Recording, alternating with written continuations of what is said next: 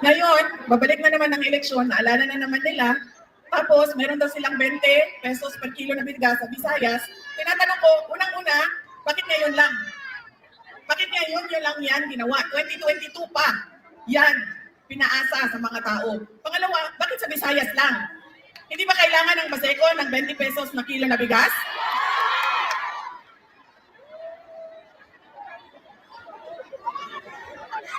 Sinasabi nila, crab mentality daw. Sinasabi ng Department of Agriculture. Ano ba sinabi niya? Hindi ko na binasa. Sabi na, nabasa ko lang, mataas ang respeto ko sa kanya. Malaki ang respeto ko sa kanya, sa akin daw. Ako wala akong respeto sa kanya. Dahil merong picture ang intelligence group. May picture siya na nag-iinuman, may cocaine sa harap niya.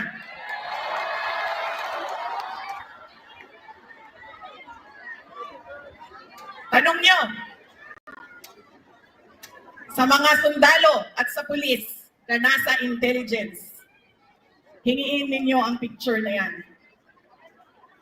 Kaya wala sa kanila ang may karapatan na magsabi na hindi tama ang ginagawa ko sa pagtatanong kung bakit ngayon lang ang 20 pesos na kilo ng bigas. Pinapaasa na naman ang taong bayan.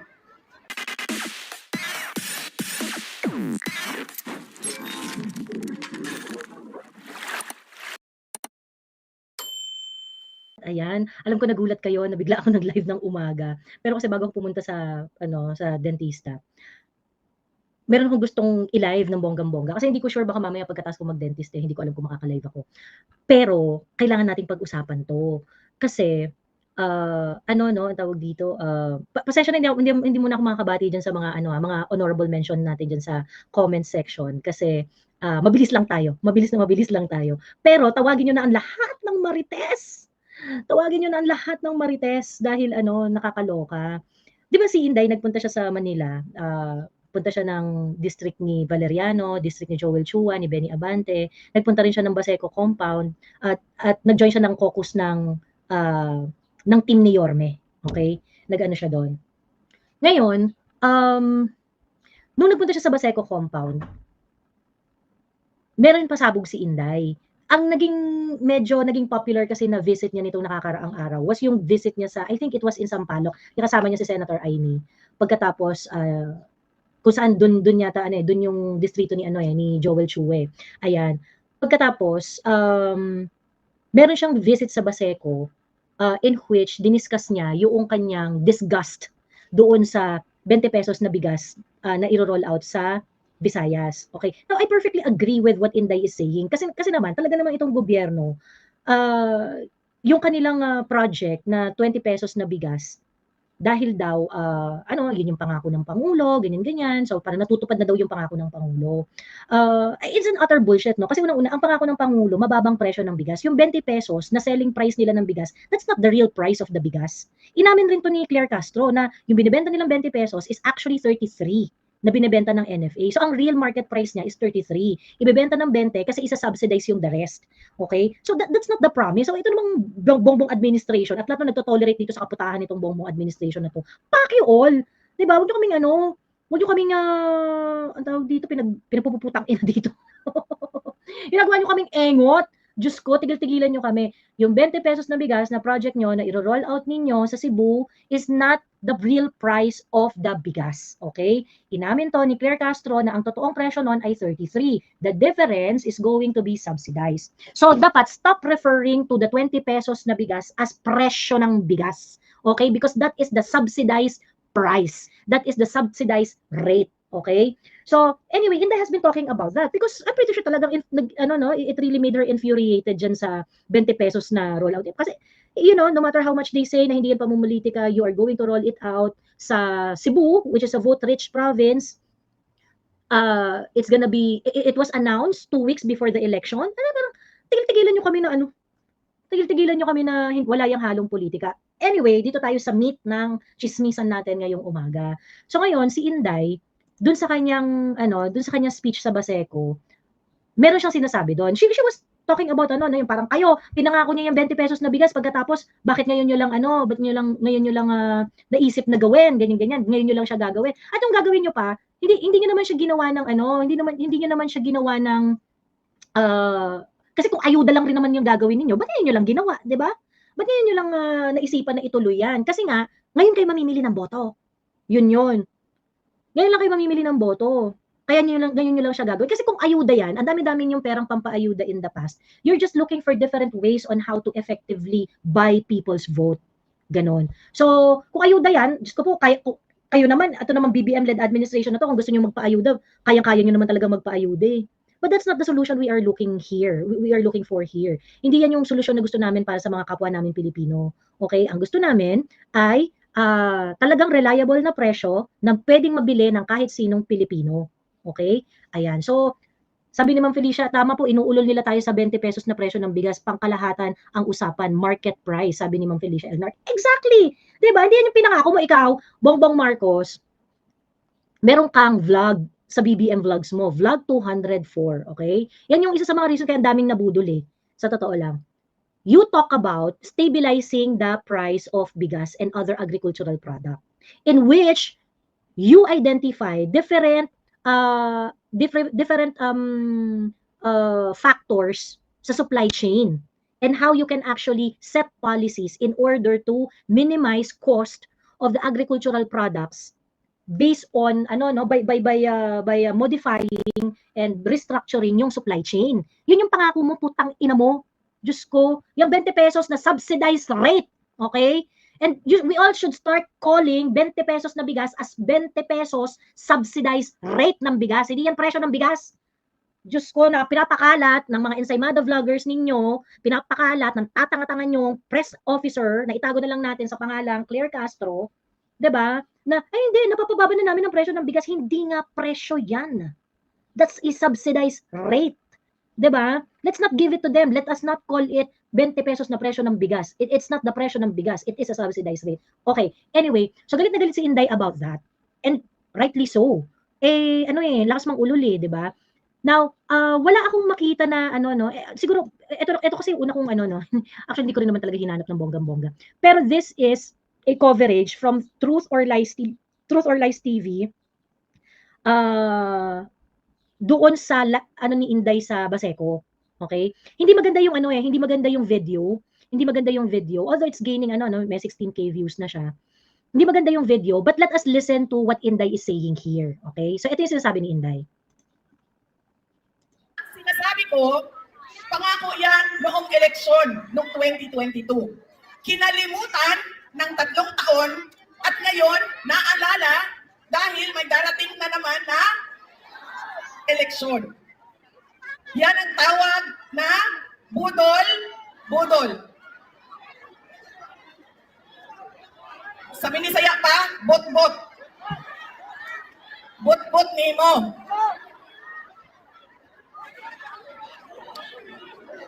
Si Tambaloslos, taga-Tacloban to dito sa distrito na sa kongreso nila dito.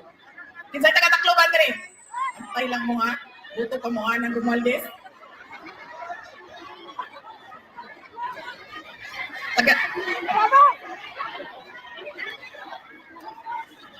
Ngayon, babalik na naman ang eleksyon, naalala na naman nila, tapos meron daw silang 20 pesos per kilo na bigas sa Visayas.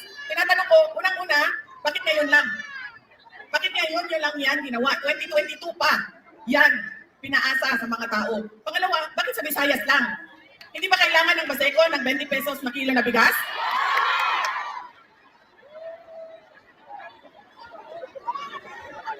Sinasabi nila, crab mentality daw.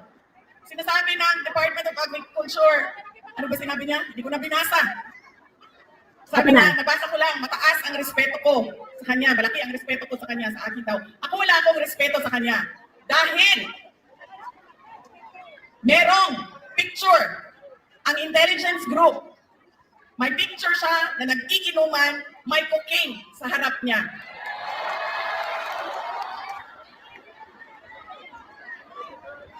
Tanong nyo, sa mga sundalo at sa pulis na nasa intelligence, hingiin ninyo ang picture na yan. Kaya wala sa kanila ang may karapatan na magsabi na hindi tama ang ginagawa ko sa pagtatanong kung bakit ngayon lang ang 20 pesos na kilo ng bigas. Pinapaasa na naman ang taong bayan. Ayan. Okay, balikan natin yung yung part na kung saan sinabi niya na nag-react daw yung DA. Ayan. Ito. Dahil merong picture ang intelligence group. Wait. May picture siya na nag-iigaw. Sinasabi ng Department of Agriculture. Ano ba sinabi niya? Hindi ko na binasa. Ayan, sinasabi raw ng Department of Agriculture. Hindi naman sinabi ni Inday na na DA Secretary, kumbaga Department of Agriculture. Kaso nga lang, syempre, sino ba ang nagsasalita in behalf of the Department of Agriculture? Hindi yung secretary ng DA, ganyan. And, okay, if you're going to look for the statement of the Department of Agriculture Secretary, indeed, sinabi niya yun, na meron daw siyang mataas na respeto kay Inday. Kasi itong si Herman Laurel Chu, sorry, hindi Herman. Si si Camentong pala yun. Si ang tawag dito, si Francisco Laurel Chu. Itong si Kiko Laurel Chu. Ang tawag dito, meron siyang mga press release talking about his disappointment sa mga remarks ni Inday. Ito yon, okay? Well, actually, sa totoo lang, medyo masama loob ko doon sa kanyang sinabi. At I think I speak with in behalf of the DA family dahil medyo yung mga kasama ko dito, medyo na-disappoint din talaga sa statement na panghayop yung ibibenta naming bigas at 20 pesos. I think medyo masakit yun. At may pride din naman kami. At we're trying to do our best to do the job at yung aming mandato, and part of it is giving the best quality rice that we can process for the consumers. So sana na lang imbis na bumatikos ang ating Vice Presidente, who I deeply respect, ay sana tumulong na lang sa aming programang ito para sa lahat naman ng mga mayan ito. Of course, umpisahan natin ito sa Region 6, 7, and 8. Ayan. O, diba? Huling-huli. So, sinasabi ni Inday, nire-respeto daw ako ng Department of Agriculture. Sabi sa akin, nire-respeto ako mataas daw ang respeto sa akin nung Department of Agriculture. Pero ako, hindi ko siya nire-respeto. Kasi, meron daw picture itong taong ito na umiinom tapos merong pulveron sa harap niya sa lamesa. Ayan, tanungin daw natin ang mga taga-intelligence if this is true. If this is true. Ayan, okay. So, I'm so sorry, no?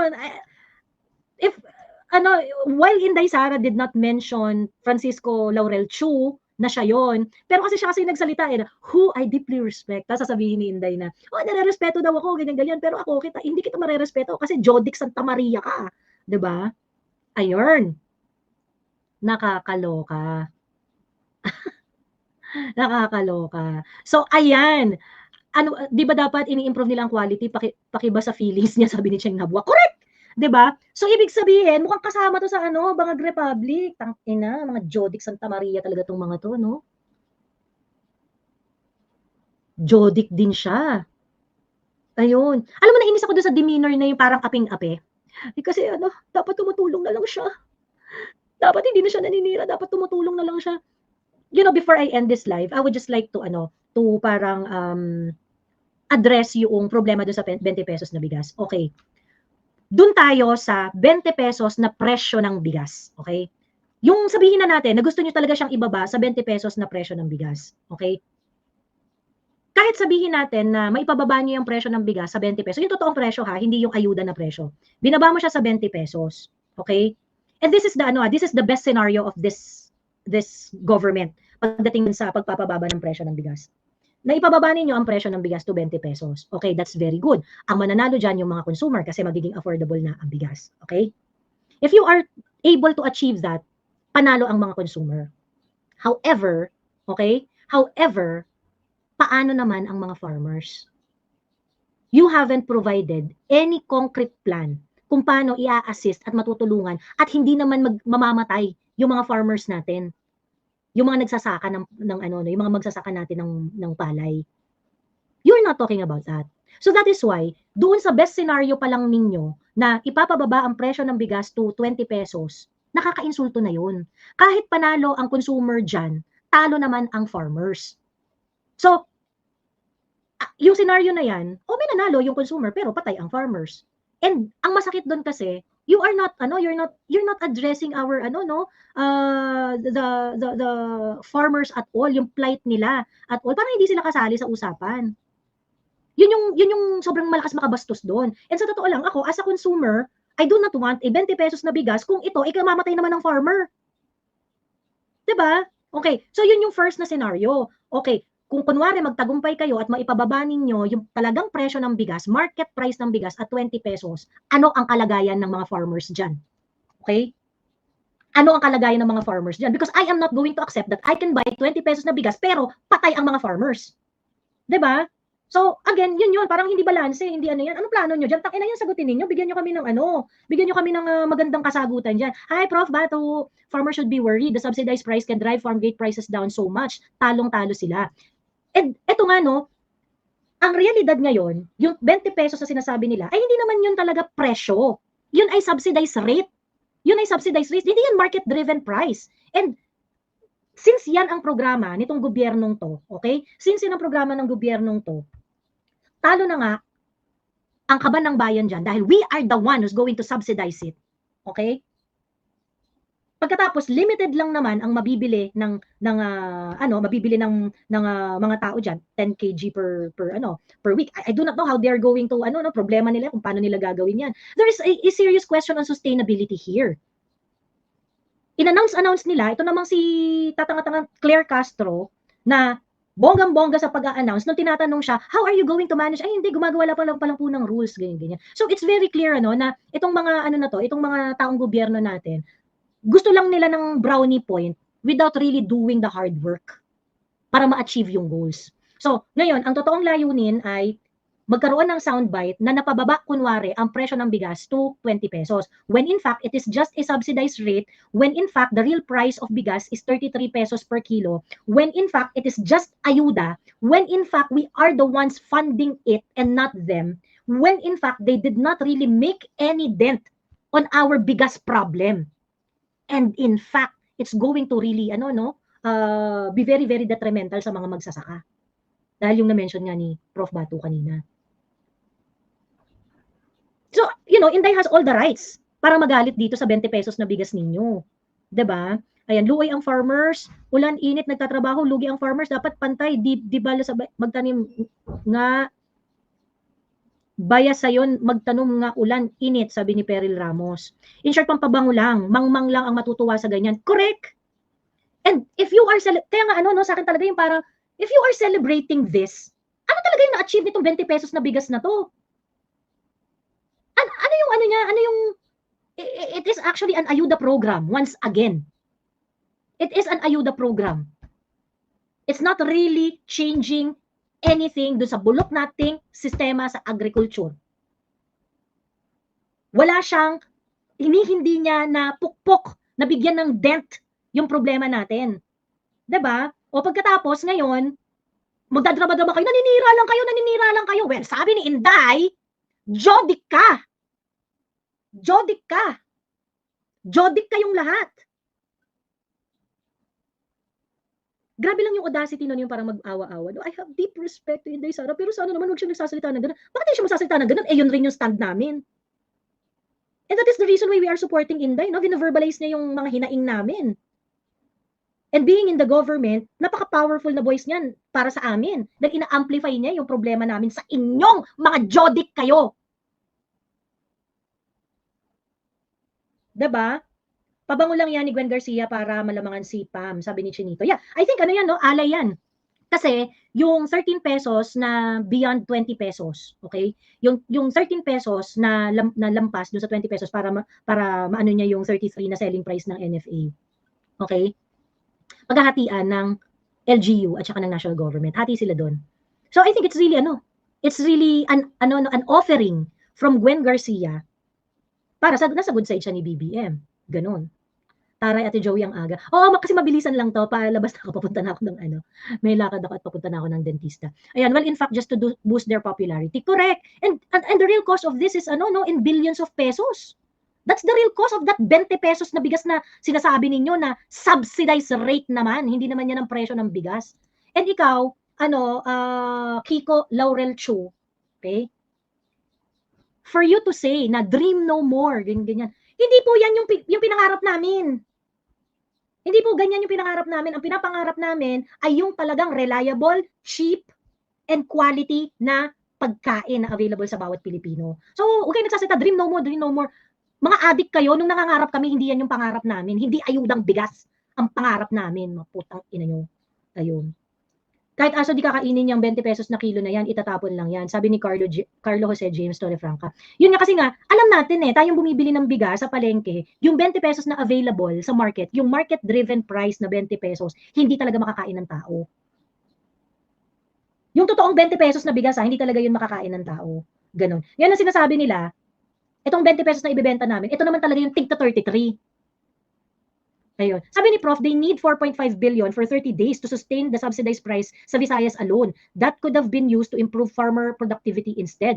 And Prof, dun sa kanilang statement, they want to do this daw until 2028. How? How can they do this? Until 2028. So that's 4.5 billion every month until 2028. Are you fucking kidding me? Diba? Ayun. So anyway, mga kababayan ko, sabay-sabay nating i-demand, ikaw ba yung Jodic na sinasabi ni Inday? Francisco Laurel Chu, ikaw ba yung Jodic Santa Maria na sinasabi ni Inday? Ayan. Sagutin nyo yan. And intelligence group, can you please show the picture? Utang nyo naman po yan sa mga tao, dapat naming malaman na itong palang 20 pesos na to ay polisiya ng Jodic. So intelligence group, please release the picture. Pakita niyo sa tao yan, lalong-lalo na ngayon eleksyon, so that people can decide correctly. So that this becomes a proper contest ngayong eleksyon. Makapag-decide ang tao ng tama para dyan sa 20 pesos na bigas na yan, na polisiya pala ng Jodic. Okay? So anyway, yun lamang po. Happy Sunday sa inyong lahat. Sabi ko yung mabilis lang tayong live ngayon, no? Kasi meron akong hindi ko lang talaga matiis. Hindi ko maintay na mamayang gabi pa mag-live. Sabi ko, mag-live ko, ilalive ko na to. Hindi ko makatiis. Ayan. So yun. So please share this.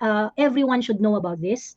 And para maliwanagan yung lahat na binubudol tayo dito sa 20 pesos na bigas. 'Di ba? Wag ganon. Wag ganon. Wag niyo kaming pinaglololoko. Ayan. Huwag niyo kaming dinadaan doon sa mga paawa-awa ninyo na, bakit hindi tinutulungan ng gobyerno?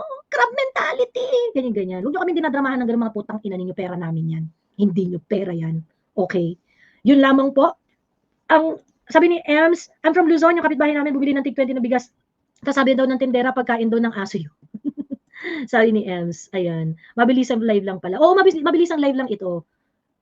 Ganun lang din ang tingin ng mga Pilipino dahil pakain ng bigas na may bukbuk at maitim. Ayun nga kasi yun yung 20 pesos na bigas sa merkado, hindi naman pantao yun. Hindi naman pantao yun. Ayan. Okay, tuloy ba live with Attorney Trixie? Yes, mamayang gabi po. Tuloy yung live mamayang gabi. Ayan. Siya, yun lamang. I-share itong live na to sa inyong mga kakilala, yung mga kaibigan, lalong-lalo na election ngayon. This is an important election issue. Please lang. Please lang. Ayan. Yun lamang po. Bye everyone. See you mamayang gabi. Bye.